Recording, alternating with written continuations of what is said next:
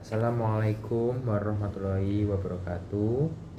Perkenalkan, nama saya Faiz Raka Putra Nugraha dengan NIM G0024066. Nah, kali ini ada kasus di mana ada sebuah soal di mana sudah menjelaskan tentang mekanisme dari ereksi maupun ejakulasi pada pria. Oke, jadi sebelumnya saya akan menjelaskan tentang penis dulu ya. Penis itu adalah organ yang berfungsi sebagai alat kopulasi. Kopulasi sendiri itu artinya untuk berhubungan tubuh gitulah atau seks. Nah, secara umum penis ini dibagi menjadi dua bagian, yaitu pars fixa atau radix penis yang terfiksasi dan juga ada pars libera atau corpus penis yang tergantung bebas. Nah, pars fixa atau radix penis dibentuk sama tiga massa jaringan erektil yang melekat pada trigonum urogenital.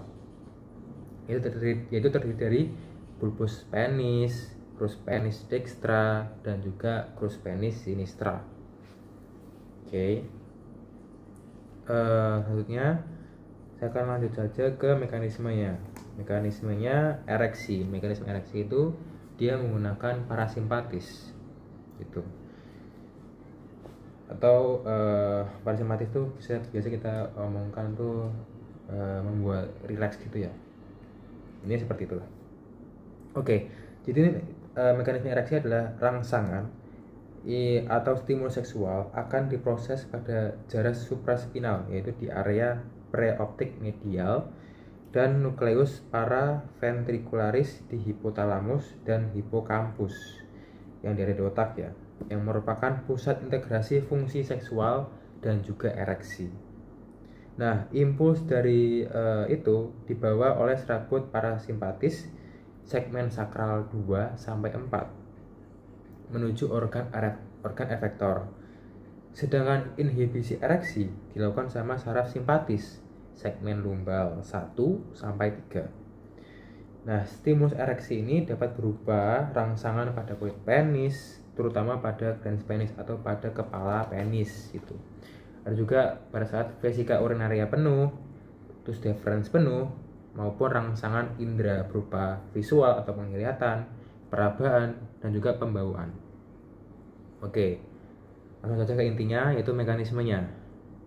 Reseptor aferen, yaitu nervus dorsalis penis, mengalami sensibilitas. Kemudian ke sentrum, yaitu itu ada NIL-CLMS, segmen sakralis 2-4 eferen.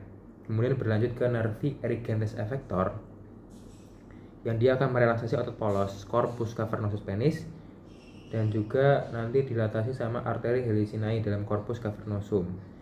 Dan akhirnya nanti darah masuk mengisi cavernae tersebut sehingga tunica albuginae teregang dan membuat vena-vena yang menembus tunika terjepit. Nah, dengan cara ini airan keluar dari jaringan erektil dihambat sehingga tekanan interna meningkat dan tetap dipertahankan dalam keadaan yang dengan demikian panjang dan diameter penis bertambah besar dan disebut dalam fase ereksi gitu. Lanjut ke mekanisme ejakulasi atau dia ini bisa disebut dengan simpatis. Nah, mekanisme ejakulasi terdiri dari dua, yaitu emisi dan juga ejakulasi. Emisi itu apa? Yaitu transmisi cairan semen ke dalam uretra, sedangkan ejakulasi adalah keluarnya cairan semen dari ostium uretra eksternum. Nah, ejakulasi ini dibawa sama saraf simpatis ya. Mekanisme sendiri seperti apa? Jadi reseptor dari kulit ataupun ductus deferens yang penuh, nanti nervus pudendus centrum berlanjut ke NIL-CLMS segmen lumbalis 1-3. Jadi kalau yang ejakulasi dia segmen lumbalis 1-3. Kalau yang ereksi dia ini yang sakralis 2-4. Oke. Kemudian berlanjut proses emisi, yaitu dinding ductus deferens berkontraksi Kemudian otot-otot kelenjar vesikalis dan bulbo-uretralis berkontraksi juga. Dan yang terakhir yaitu sphincter vesica urinare juga ikutan berkontraksi. Nah, proses ejakulasi ini menyebabkan kontraksi arteri helicinae sehingga bisa mengalirkan darah ke venula dan ditambah kontraksi musculus bulbospongiosus dan musculus ischiocavernosus sehingga dorongan mekanis ini mengeluarkan semen dari uretra. Oke, mungkin sekian penjelasan dari saya. Wassalamualaikum warahmatullahi wabarakatuh. Terima kasih. Assalamualaikum warahmatullahi wabarakatuh. Perkenalkan, nama saya Faiz Raka Putra Nugraha dengan NIM G0024066. Saya bersama dengan Aslep Mbak Aida ya. Di sini saya akan membahas tentang sebuah soal, yaitu jelaskan struktur dari organ genitalia feminima eksterna. Nah, jadi ada pertama namanya mons pubis. Nah, mons pubis ini berada di atas ya, tepatnya berada di simplicis osis pubis, makanya dinamakan mons pubis. Nah, mons pubis ini juga terdapat sebuah rambut.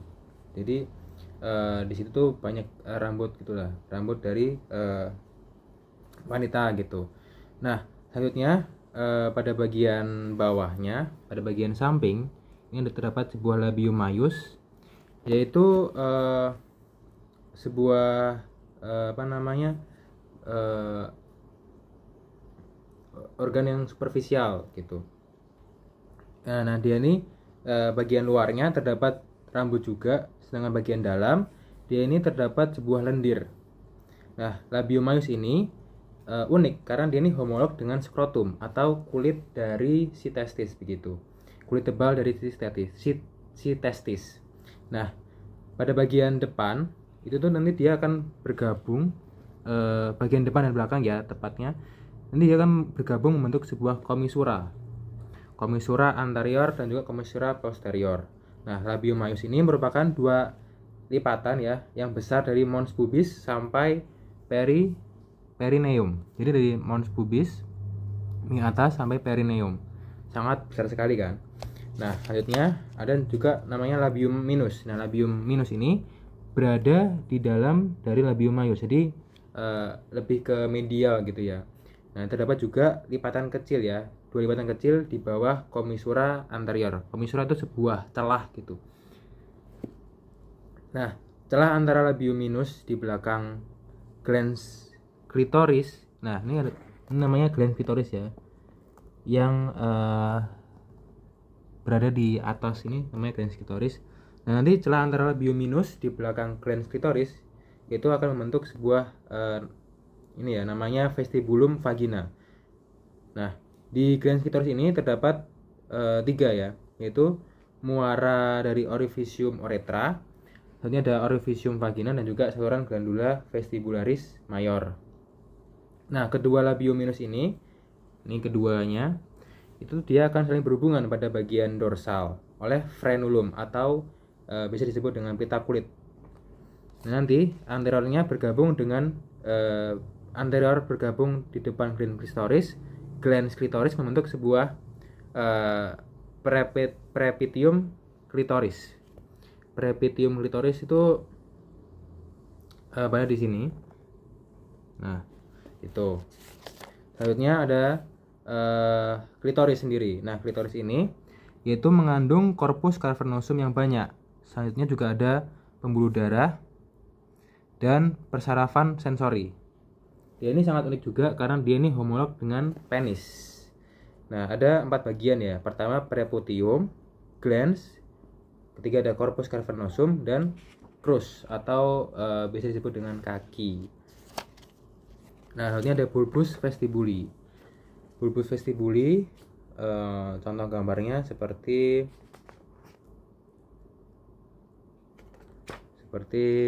ini ya. Berada di sini. Dia ini berada di lateral vagina.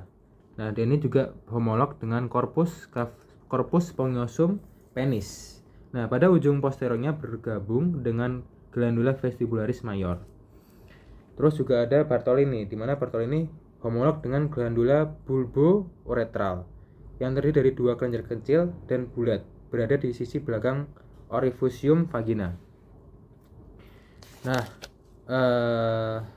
selanjutnya ada namanya si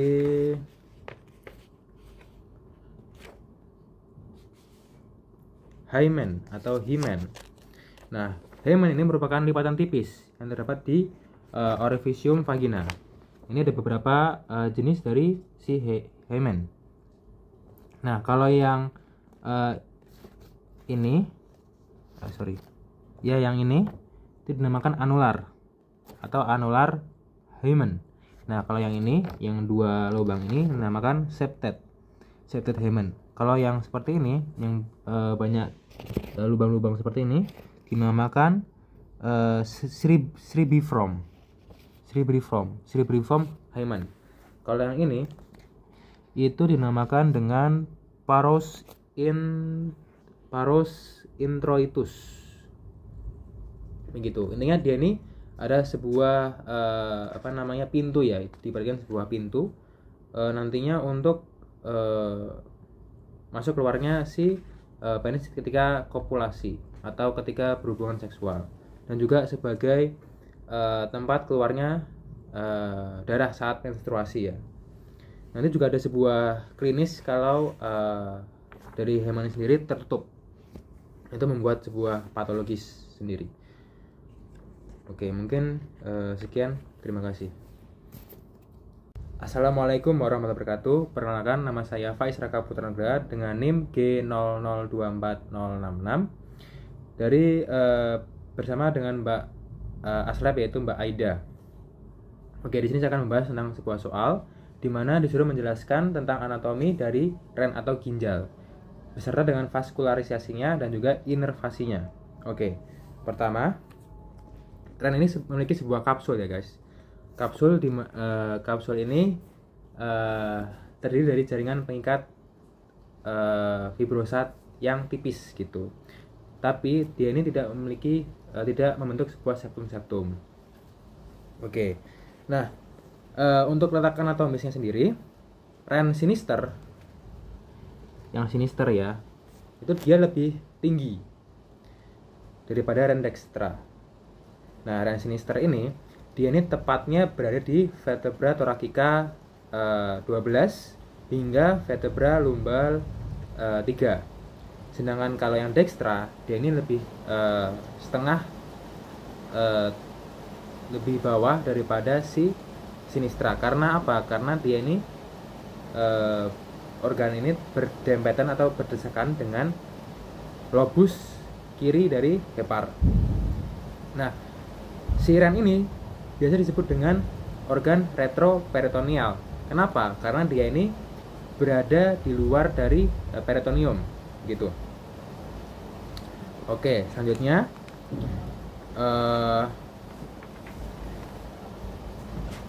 pada bagian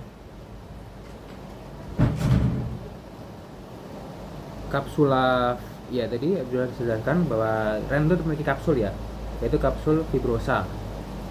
Nah, ada 4 ya yang melindungi si kapsul. Pertama tadi ada kapsul fibrosa. Kedua ada perirenal fat atau lemak perirenal. Ketiga ada fascia renalis. Di sini juga terdapat sebuah fascia namanya fascia gerotas. Yang terakhir yaitu pararenal fat atau lemak pararenal. Untuk gambarnya sendiri seperti ini. Nah, ini sebuah ginjal ya. Jadi dia ada sebuah kapsul. Nanti setelah kapsul terdapat sebuah lemak perirenal. Itu baru ada si fascia renalis. Setelah itu yang terakhir baru pararenal. Nah, oke. Pada bagian anterior dari ren dextra terdapat sebuah dia ditutupi oleh sama glandula suprarenalis dextra. Jadi pada bagian superior dari ginjal, pada bagian dextra terdapat sebuah glandula suprarenalis dextra, atau bisa disebut dengan glandula adrenal. Ya, glandula adrenal. Nah, Sedangkan pada bagian medialnya terdapat sebuah nanti ditutupi sebuah duodenum pars descendens seperti ini ya, ini ditutupi sama duodenum pars descendens. Nah, bagian inferiornya nanti ditutupi sama flexura coli dextra intestinum tenu ya, ditutupi sama flexura coli dextra intestinum tenu sama intestinum tenu. Oke, pada bagian sinister terdapat sebuah glandula juga. Jadi glandula dari suprarenalis itu ada dua ya, dextra sama sinister, dia sama gitu. Nah, terdapat juga ada namanya si gester yang menutupi sama spleen atau lien.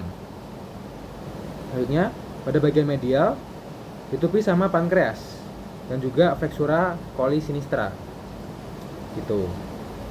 Terus yang terakhir yaitu bagian inferior atau bagian bawah terdapat jejunum ya, sebagian jejunum gitu. Oke, seperti itu. Nah, sedangkan bagian ini kan bagian anterior kan, karena bagian posterior. Nah, bagian posterior sendiri ini ya, ini terdapat costa, jadi artinya posterior. Kalau posterior dari Ren Baxter yaitu ini di diafragma ditutupi sama facies anterior costa 12. Costa 12. Ini ya, dextra ya. Costa 12. Nah, untuk bagian medialnya nanti tuh kanan kiri sama ya, jadi urut dari medial ke lateral, yaitu ada musculus psoas major, musculus quadratus lumborum, dan juga musculus transversus abdominis. Untuk bagian sinister yang superior itu ada facies anterior costa 11 dan juga 12, karena dia di tengah kan, dia di atas kan, kalau ini kan di bawah kan, jadi kan karena ada pendesakan dari si lobus bagian kiri hepar gitu, makanya dia lebih turun atau lebih di bawah gitu setengahnya. Oke, jadi seperti itu, ada bagian medial sama inferior. Jadi dia itu sama, ada sebuah musculus ya, musculus psoas major dan juga musculus quadratus lumborum, dan yang terakhir ada musculus transversus abdominis ya. Nah, struktur Ren. Nah, Ren sendiri itu memiliki dua margo. Pertama yaitu margo lateralis sama medialis. Kalau lateralis itu terdapat sebuah konkav atau sebuah cekung gitu. Nah, di bagian medialis terdapat sebuah lengkungan atau cekungan juga yang lebih ke medial, itu dinamakan dengan hilus. Nah, pada bagian anteriornya terdapat vena renalis, ketika pada bagian media terdapat sebuah arteri renalis, sedangkan bagian posteriornya terdapat arteri pelvis renalis, seperti itu. Oke, jadi setelah itu terdapat juga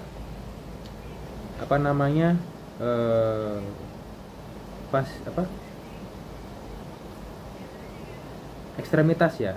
Jadi ada ekstremitas kranial dan juga kaudal. Nah, sedangkan kranial, kalau ekstremitas kranial itu dia itu bulat dan juga lonjong, yang berhubungan dengan glandula suprarenalis tadi yang sudah saya jelaskan. Kalau caudalis dia ini lebih kecil daripada ekstremitas cranialis. Oke, jadi nanti kalau Ren dibagi jadi dua, dia akan tambah bagian luar atau korteks, dan juga bagian dalam yaitu medula.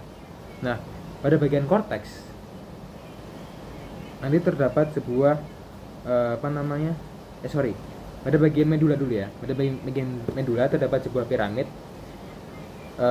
Kenapa dinamakan piramid? Karena bentuknya seperti piramid. Nah, itu nanti dia ini sebagai tempat dia ini berbentuk seperti konus yang menghadap ke sinus renalis. Nah, pada bagian bawah terdapat papilla renalis, yaitu sebuah penonjolan yang terletak di apex piramidis renalis yang menghadap ke arah sinus renalis. Selanjutnya pada bagian bawahnya lagi ada calyx renalis minor, dimana itu lanjutannya ya, nanti si urin akan turun lewat calyx minor juga ke calyx mayor, dimana calyx mayor ini yaitu gabungan dari 2 sampai 3 calyx renalis minor. Bawahnya lagi ada pelvis renalis, dimana pelvis renalis ini nantinya akan berlanjut menjadi ureter setelah keluar dari hilus renalis. Nah, selanjutnya juga ada sinus renalis, dimana ini merupakan pelebaran dari hilus renalis yang berisi pelvis renalis dan calyces renales majores yang dikelilingi jaringan lemak, arteri vena renalis dan serabut saraf. Oke, jadi saya belum sempat jelaskan di papilla renalis terdapat sebuah foramina, yaitu foramina papillaria, dimana ini tempat saluran dari papilla dari ductus papillaris akan masuk gitu, akan keluar. Selanjutnya pada bagian kortikal atau bagian korteks ya. Nah, piramida itu kan di tengah-tengahnya ada sebuah kayak batas itu ya. Nah, nama batas itu dinamakan dengan kolumna. Kemudian juga ada arcus, dinamakan arcus karena dia ini menghubungkan antara kolumna yang lain. Jadi ya dia menghubungkan satu sama lain lah antar kolumna gitu. Nah, masuk ke vaskularisasinya.